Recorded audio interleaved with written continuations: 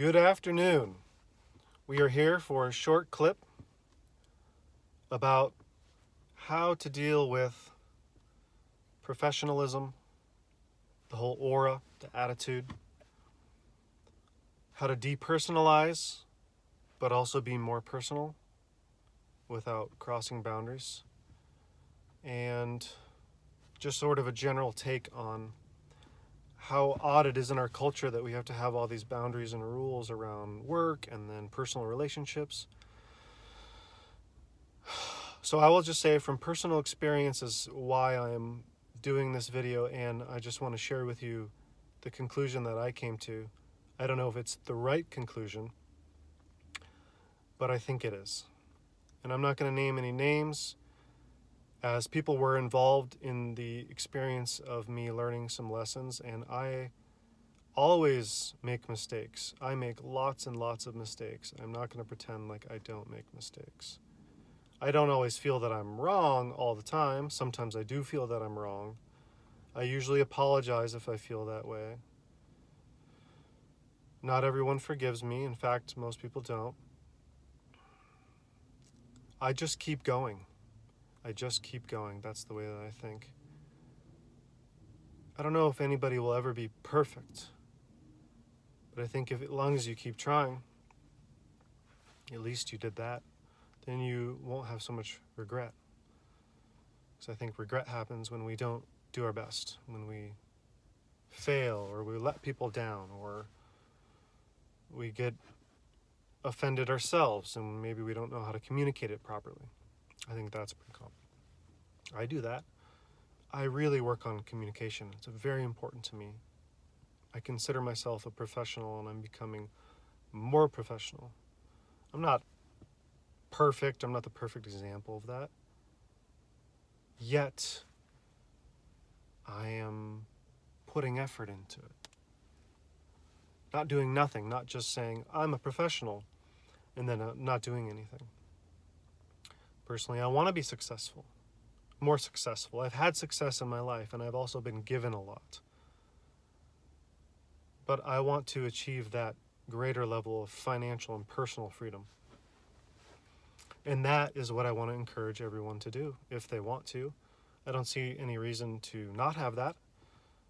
I just don't like to be obsessed with this is mine, I did this.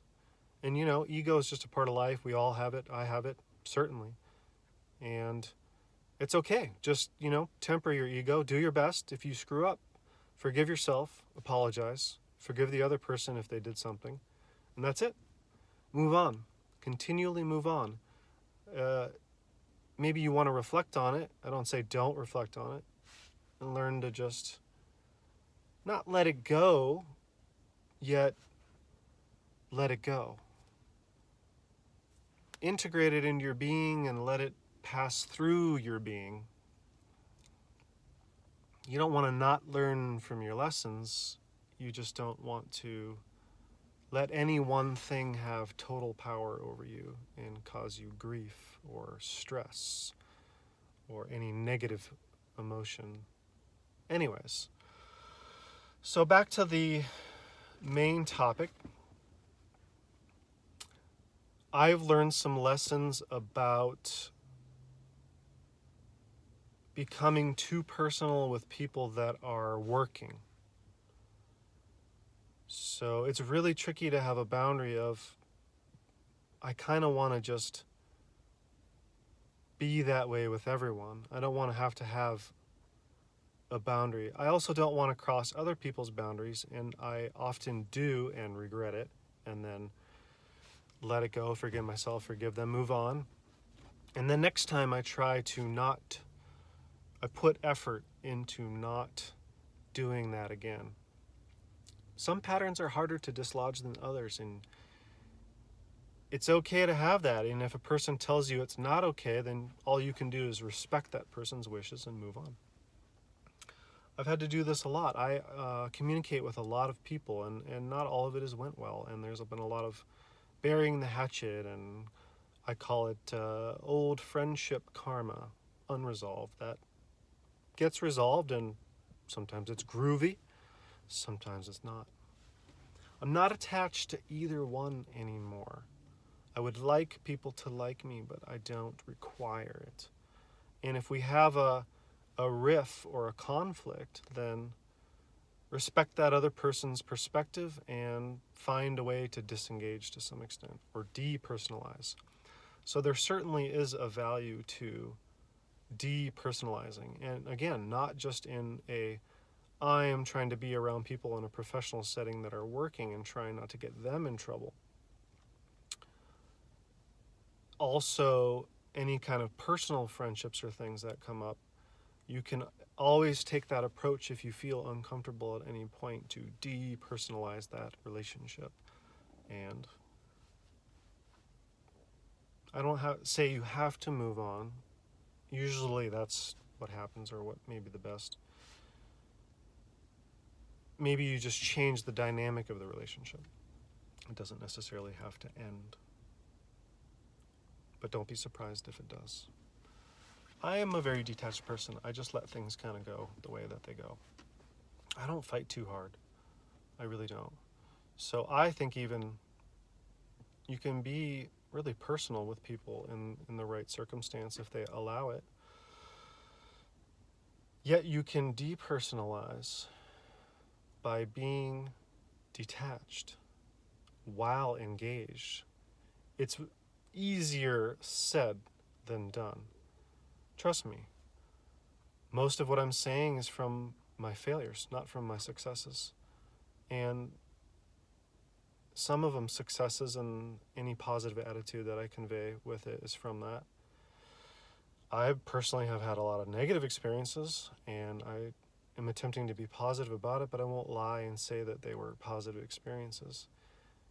Again, not attached. It's all grist for the mill.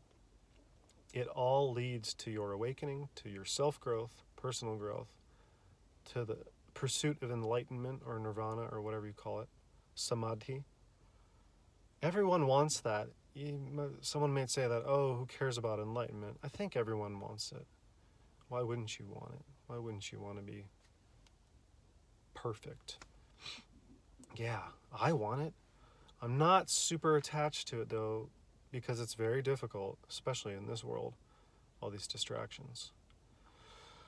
So my idea of being a professional, to depersonalize, to have sacred or healthy boundaries, to not be attached, these are the secrets to what I would say successful relationships. And when I say relationship, I mean every kind of relationship. I have opened myself to all people in such a way that is very difficult because I have to watch for my own boundaries that get violated. Because people take a lot from me and sometimes they don't give back. Sometimes I take too much and don't give enough back. It's a tricky business. This is very human though, and it's okay. I'm okay with it. The sacred warrior's heart is always open. Like Padma Mudra is the full-blown lotus is what that symbolizes, and it means peace and purity and love. And it's a very sacred symbol. It's very sacred. It's all over Hindu iconography. And that's generally what it means. It also means the ability to grow in a swamp or bog, or the muck is where a lotus is born, its habitat. Somehow that lotus finds its way all the way up without getting eaten by turtles at the bottom, or not getting enough sunlight to filter through that mucky water to finally make it to the surface. And then it bursts forth, and it's so beautiful and pure and clean and perfect and full of nectar. It truly sustains life, right? So that's the deeper symbolism in that. That's kind of the attitude. My main teacher, my main guru, I would say I have several gurus, okay? My official guru is Sant Kesavadas, and he was a practitioner of bhakti yoga, love, devotion. It's very similar to Christianity and the way of loving worship. It just has a different direction.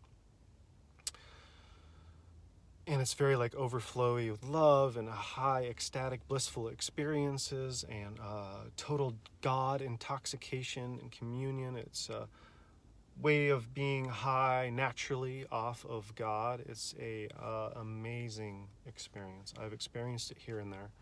I've tasted it. I've never been able to preserve it. It's very difficult. So anyway, it's very overwhelming. It's very hard to sustain that state without frying your neurology.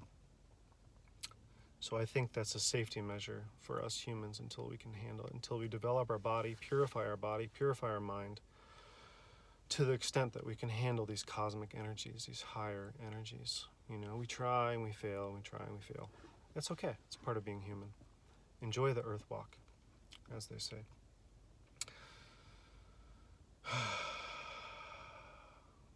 I don't want to go too far with it, as usual. I appreciate your time. Do not want to bore you.